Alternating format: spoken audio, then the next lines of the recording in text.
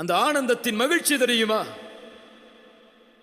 நோக்கத்தோடு, குறிக்கோளோடு, லட்சியத்தோடு, வீரத்தோடு உலகம் முழுவதும் இந்த லா இலாஹ இல்லல்லாஹுவை ஏந்தி செல்லக்கூடிய ஒரு சமூகத்தை உருவாக்கி விட்டோம் என்ற மகிழ்ச்சியின் ஆனந்தம் அந்த நபித்தோழர்களை அல்லாஹ்வுடைய தூதர் பார்த்த இறுதியின் பார்வை இல்லையா? யாரை தலைவராக அல்லாஹ்வுடைய தூதர் நியமித்தார்களோ அந்த அபூபக்கரின் நிலைமை உங்களுக்கு தெரியும்.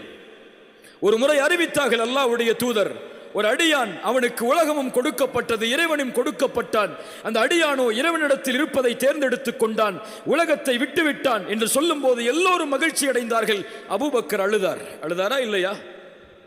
ஏன் அழுதார்?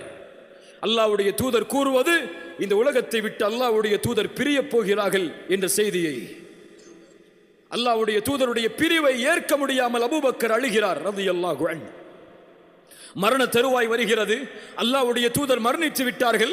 எல்லா நபித்தோழர்களும் கவலையில் இருக்கிறார்கள். உமரால் ஏற்றுக்கொள்ள முடியவில்லை.